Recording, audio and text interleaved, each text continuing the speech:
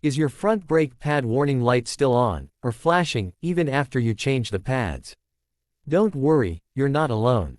In this video, I'll show you a simple way to fix and reset that warning light. And the best part is, you don't need any scanner or special tool. Let's jump right into it. Alright, first, let's talk about why that light doesn't go away.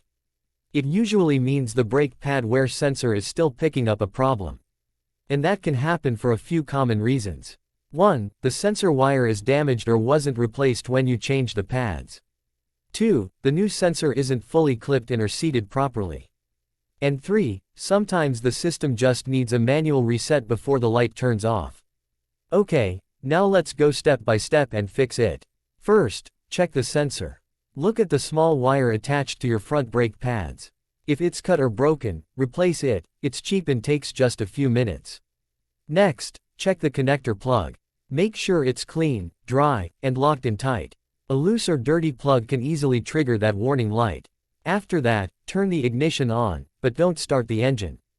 Now press the brake pedal a few times, nice and easy. Wait for about 30 seconds. On some cars, that's all it takes for the system to reset itself. Now, try the manual reset method. Hold down the trip reset or OK button on your steering wheel or dashboard. Keep holding it until you see Service Reset or Brake Pad Reset on the screen. Confirm it, and the light should disappear. Finally, take a short drive. Start the engine and drive for a few minutes. If everything's good, the front brake pad light will stay off for good. If the light still doesn't go away, try this. Disconnect the car battery for about 10 minutes, then reconnect it. That can help reset the system. But if the light comes right back on, you might have a short circuit in the sensor wiring.